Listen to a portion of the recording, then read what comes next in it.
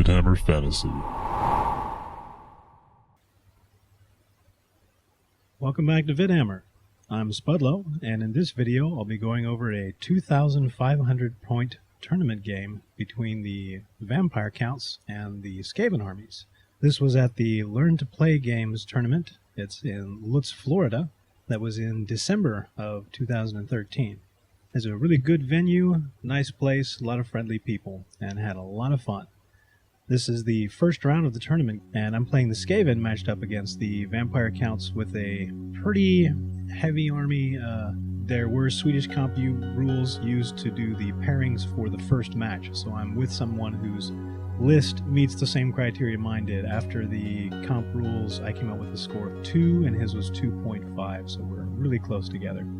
These are the Crucible 3 terrain boards, and all of their custom-made terrain pieces, and their rules for terrain pieces as well that are going to be in the upcoming Crucible 3 tournament in February, end of February. All the forests for this engagement are fungus forests. The swamp is actually a weirding well, which is interesting, though none of us actually got a character over there and actually tried to do the praying thing. And the central totem is impassable terrain. There are also 3 banners at different places on the board that can be picked up for extra points. One in the center, and then one on each of the deployment lines that gets scattered after the game starts, but it only scatters up and down the line. For a quick run over of my list, I have a Warlord on a Bonebreaker, who has the Sword of Anti-Heroes and a Talisman of Preservation. My Grey Seer, who has a Dispel Scroll, and he ends up with the spells Plague, Wither, Bless with Filth, and Dreaded 13th. Then I have a level 1 Warlock Engineer with a Doom Rocket and a Warp Energy Condenser, and he ends up with the spell Death Frenzy. Even though he has the Condenser, I went ahead and kept Death Frenzy for him rather than switching for the signature spell, because I have another level 1 Warlock Engineer with a Dispel Scroll, and he goes ahead and switches his spell out for Warp Lightning. I've also got a Chieftain BSB who has Skaven Brew, and he'll start with the Storm Vermin and give them that effect. A big Slave Bus, a 40 unit block of Storm Vermin with a Warp Fire Thrower, 28 Clan Rats with a Poison Wind Mortar, 7 Rat Ogres, 7 Gutter Runners with Slings and Poison Attacks, a Hellpit Abomination, a Doom Wheel, and a Warp Lightning Cannon. For his side, he has Count Manfred, level 4 caster, who's the lore master of vampires and knows both the spells from the vampire lore and the lore of death, along with a level 1 necromancer that ends up taking Invocation of the Heck. He has a white king wearing a specific crown. I did not write down what kind that was, unfortunately. Then he has 3 units of dire wolves, 3 small zombie blocks, a large block of skeletons with spears, and then a large block of Graveguard that have the Banner of the Barrows. Then there's a unit of 3 Vargulf, and 2 different Terrorgeists, and there are 2 Terrorgeists with the Nasty Screams.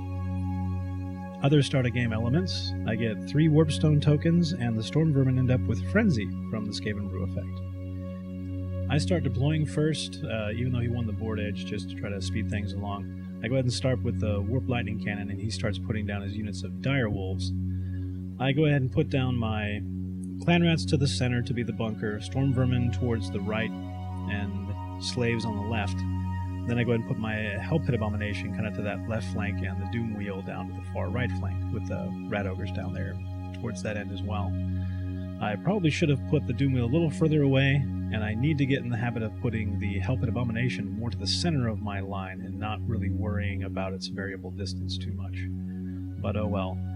He goes ahead and puts his ghouls down, his zombies down, the skeletons, and he puts the Graveguard behind the skeletons, which helps me out a little bit. I'm glad that it's going to be a little bit longer for them to get into combat. I'm not entirely sure the strategy behind that, but it could just be to get the skeletons in there, and as soon as you get through, then you have to deal with the Graveguard. The Terrorgeist, one goes toward the bottom and one up toward the top to kind of fly in and flank. And then, of course, after everything's down, I go ahead and put the Gutter Runners off-screen to the lower right. They're kind of in that back corner, and you'll see that lower Terrorgeist turn and give them his attention, as it were.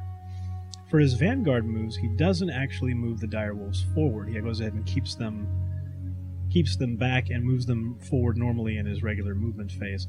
just so that they won't get too far ahead. We go ahead and get the game started. He wins the first turn roll and starts off with most of his things advancing. The upper Terrorgeist stays out of range, and the lower one, of course, turns towards those gutter runners. Over to his magic phase, it ends up 4 versus 4. He uses 2 dice for Invocation of Nehek and brings back 5 zombies in one block and 9 in another block.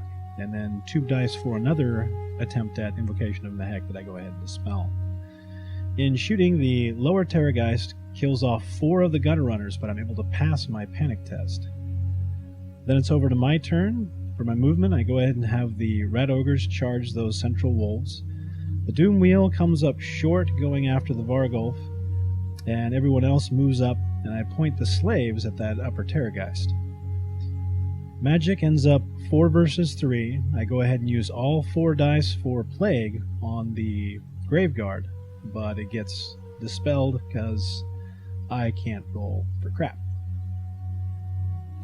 In shooting, I go ahead and cap off the Doom Rocket and get a good hit. I manage killing off 24 skeletons for that. Nice job. I forget to move the Gutter Runners, which is awfully nice, so only one of them is in range, and he fails to wound the Terrorgeist. Poison Wind Mortar kills off a couple of zombies in a drift. The Warp Lightning Cannon shoots for the central or upper Terrorgeist, I forget which one, but it misfires, and luckily is able to spin and shoot and nick the Warp Fire Thrower, but it actually makes its Lookout Sir roll. Yay! But that's okay because I forget to fire with the Doom Wheel as well, because I kick ass. Over to combat, the Warlord and the Rat Ogres manage to kill off the wolves, and I overrun into the zombies.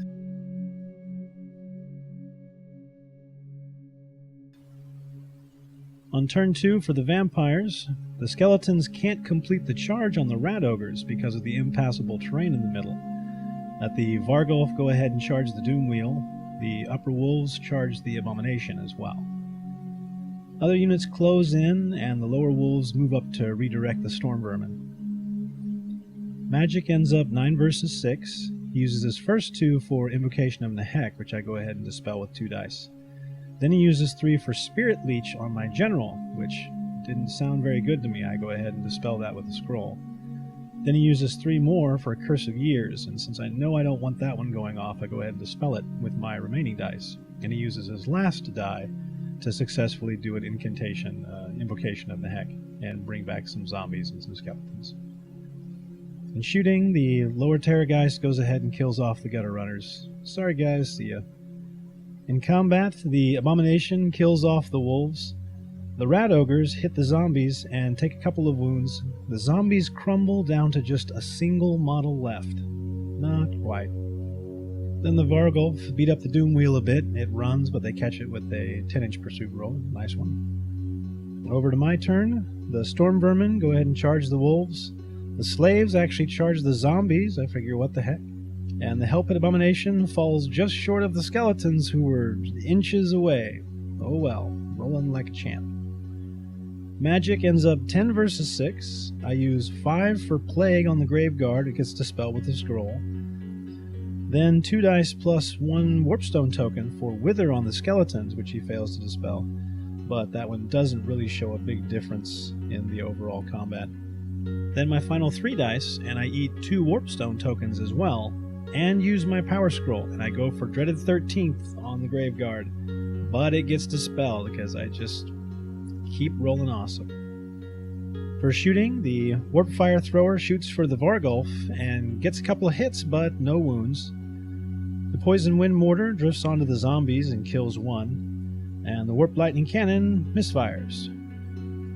In combat, the Storm Vermin are able to kill the wolves without too much problem. The Rat Ogres kill the single zombie, and I didn't charge, so I should have actually reformed, but we forgot and we overran his dead. Oh well.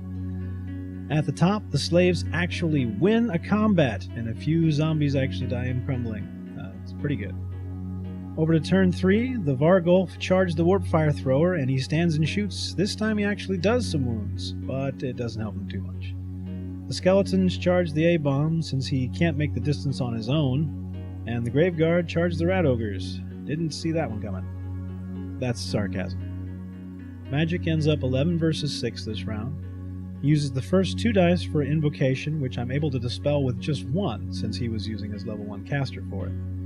Then he uses 2 more dice for Hellish Vigor. I fail to dispel that one. Then he uses 2 more dice for invocation, and I let this one go, and he regains some zombies and some skeletons.